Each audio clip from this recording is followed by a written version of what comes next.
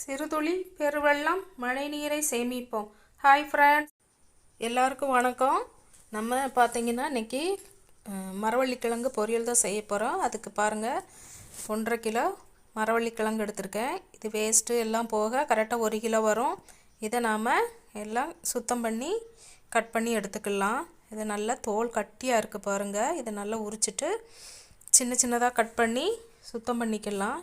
இது என்னன்னு பார்த்தீங்கன்னா, இதில் கட்டு நிறைய இருக்கும். இது நாம் உடனே சமைச்சி சாப்பிட்றதுக்கு நம்ம 2 தடவை அவிச்சு தண்ணி ஊற்றணும். இதை நம்ம காலையில் செய்கிறதா இருந்தால் நம்ம சாயங்காலமே இந்த கிழங்கு கிடச்சிதுன்னா நைட்டில் நாம் இதை கட் பண்ணி தண்ணியில் போட்டு வச்சிட்டோம்னா அதில் உள்ள அந்த பசையெல்லாம் அப்படியே இந்த தண்ணியில் தேங்கி நிற்கும். நாம் நைட்லேயே ஓவர் நைட்டு எல்லாம் இதை கட் பண்ணி தண்ணி ஊற்றி நல்லா 4-5 தண்ணியில் அலசிட்டு தண்ணி ஊற்றி வச்சோன்னா அப்போ கூட காலையில் நம்ம பார்க்கும்போது அடியில் மாவு மாதிரி படிஞ்சிருக்கும். அந்த மாதிரி நம்ம செஞ்சோன்னா இதில் உள்ள அந்த கட்டு சீக்கிரமாக போயிடும். சாப்பிட்றதுக்கு நல்லாயிருக்கும், சீக்கிரமாக வெந்துடவும் செய்யும். இதில் டிப் என்னன்னு பார்த்தீங்கன்னா, நம்ம தண்ணியில் அவ்வளோ நேரம் நம்ம ஊற போடுறதுனால இது ஓவர் நைட் நம்ம கழுகி தண்ணியில் போடுறதுனால நம்ம ஒரு தடவை வேக வச்சு வடித்தாலே போதும்.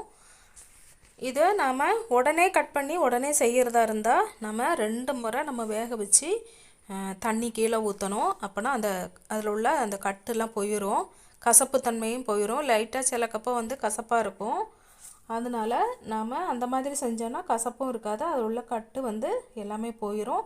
சுகர் இருக்கவங்களுக்கு கூட நம்ம சாப்பிட்டுக்கலாம், ஒன்றும் பிரச்சனை இல்லை. இது ஒரே டைம் நம்ம வேக வச்சு வடித்தோன்னா அதில் கட்டு அதிகமாக இருக்கும். அந்த மாதிரி நம்ம செய்யக்கூடாது. அப்படி இல்லைன்னா நாம் ஒரு 3-4 மணிக்கூர் கட் பண்ணி வச்சுட்டு தண்ணி ஊற்றி வச்சுட்டு அதுக்கப்புறம் செஞ்சோன்னா ஒரே டைமில் நாம் வேக வச்சு எடுத்துக்கலாம். இப்போ பாருங்கள், இதை நான் நைட்டு எல்லாம் சுத்தம் பண்ணி கழுகி 4-5 முறை கழுகிட்டு வச்சுருந்தும் கூட அந்த தண்ணி பாருங்கள் கலரு மாறலை, அப்படி தான் இருந்துச்சு. இப்போ ரெண்டாவது நான் 2-3 டைம் கழுகிட்டு மூடி வச்சுருக்கேன். இப்போது நாம் அடுப்பை பற்ற வச்சு தண்ணி அடுப்பில் வச்சுக்கலாம். இதை அது கூடவே போட்டு வேக வச்சிடலாம். தண்ணி லைட்டாக சூடாயிருச்சு பாருங்கள். நம்ம இதெல்லாம் கிழங்கெல்லாம் அதில் போட்டு லைட்டாக மஞ்சத்தூள் உப்பு போட்டு நாம் வேக வச்சுக்கலாம். அதுக்கப்புறமா நாம் அதுக்கு மசாலா என்னன்னு பார்க்கலாம். பாருங்கள், போட்டுட்டு லைட்டாக மஞ்சத்தூள் உப்பு போட்டு வச்சிடலாம். இந்த சமையல் உங்களுக்கு பிடிச்சிருந்துன்னா இல்லை கிப்பி கேரளா சமையல் லைக் பண்ணுங்கள், ஷேர் பண்ணுங்கள், சப்ஸ்கிரைப் பண்ணுங்கள். கண்டிப்பாக ட்ரை பண்ணுங்கள். பாருங்கள், மஞ்சத்தூள் உப்பு போட்டு நம்ம கலக்கி விட்டுட்டோம். பார்த்தாங்கன்னா கொஞ்சம் நேரத்தில் ஒரு கொதியில் வெந்துடும். அதுக்கப்புறமா நம்ம அதுக்கு முன்னாடி பாருங்கள் 4 பச்சை மிளகா, 5 பல் பூண்டு, 10-20 சின்ன வெங்காயம் எடுத்திருக்கேன். இதை நல்லா உரலில் போட்டு நாம் சதைச்சி வச்சுக்கலாம். இதில் பச்சை மிளகா வேண்டான்னு நினைக்கிறவங்க வரமிளகா சேர்த்துக்கோங்க. வரமிளகா நல்ல 4-5-6 மிளகா எடுத்துகிட்டு உரலில் வச்சு இடிக்கிறதோ இல்லை மிக்சியில் ஒரு கறக்கி வச்சுட்டிங்கன்னா அதுவும் நல்லாயிருக்கும். ரொம்ப பொடியாகக்கூடாது. மிளகா சில்லி ஃப்ளேக்ஸ் மாதிரி இருக்கணும். அந்த மாதிரி மிக்சியில் பொடிச்சு வச்சுக்கோங்க.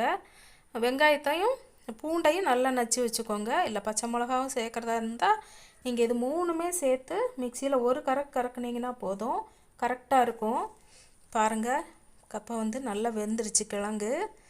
இப்போது உப்பு இருக்கான்னு பார்த்துட்டு நாம் கொஞ்சம் கூட உப்பு போட்டு மறுபடியும் வேக வச்சுக்கலாம்.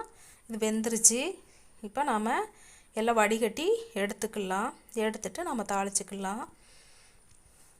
நான் அந்த எல்லாம் உள்ளி, பச்சை மிளகா இதெல்லாம் சதைச்சி வச்சுருக்கேன். இப்போ நம்ம தாளிச்சிக்கலாம். பாருங்கள், இது நான் நேற்று வச்ச மீன் குழம்பு, அயில மீன் குழம்பு. இதை சூடு பண்ணிக்கலாம். இது நல்ல காம்பினேஷன். கறி குழம்பு இருந்தாலும் சூப்பராக இருக்கும். காலையில் டிஃபனுக்கு, சாயங்காலம் 4 மணிக்கு, நைட்டு டின்னருக்கு எல்லாமே சூட் ஆகும், சூப்பராக இருக்கும். ட்ரை பண்ணி பாருங்கள். இப்போ நம்ம தேங்காய் தான் ஊற்றிருக்கேன். தேங்காய் ஊற்றி வரமிளகா 2 போட்டிருக்கேன். கடுகு நிறைய போட்டிருக்கேன். கடுகு போட்டு வெடித்த உடனே வரமிளகா 2 போட்டிருக்கேன். இப்போது நம்ம சதைச்சி வச்சுருக்க வெங்காயம், பூண்டு, பச்சை மிளகா அது 3ம் நல்லா வதக்கிக்கணும். எண்ணெயில் வெங்காயம் நல்லா வதங்கி வரணும், அது வரைக்கும் நம்ம நல்லா வதக்கி விட்டுக்கலாம். அதுக்கப்புறமா கருவேப்பிலை போட்டுக்கலாம். கருவேப்பிலை போட்டுட்டு நம்ம அதுக்கு கொஞ்சம் இந்த மசாலுக்கு தேவையான அளவு உப்பு போட்டு அதையும் வதக்கிக்கலாம். ட்ரை பண்ணி பாருங்கள். இதில் வந்து கமெண்ட் வந்து தோட்டக்காரன் சமையல்லேருந்து கமெண்ட் பண்ணியிருக்காங்க. நல்ல கமெண்ட்டு தான், ரொம்ப நன்றி. உங்கள் சமையலும் நான் எப்போதும் பார்த்துட்டு தான் இருக்கேன். ரொம்ப நன்றி. நல்ல கமெண்ட் பண்ணியிருக்கீங்க. பாருங்கள், இப்போ நல்லா வதங்கிருச்சு. இதுக்கு தேவையான அளவு நான் உப்பு போட்டிருக்கேன். உப்பு போட்டு நல்லா வதக்கியாச்சு. இப்போ நம்ம வடித்து வச்சுருக்க கிழங்கை வந்து அதில் போட்டு நல்லா பிரட்டிக்கலாம்.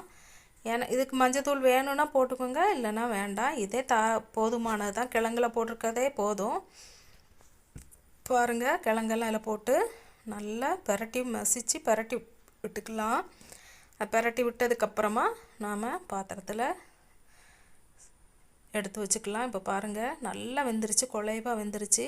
அந்த கரண்டி வச்சு கிண்ட முடியலை, அதனால் வேறு கரண்டி எடுத்துக்கிறேன். பாருங்கள், நல்லா எல்லா பக்கமும் மசால் பிடிக்கிற மாதிரி நம்ம நல்லா பிரட்டி விட்டு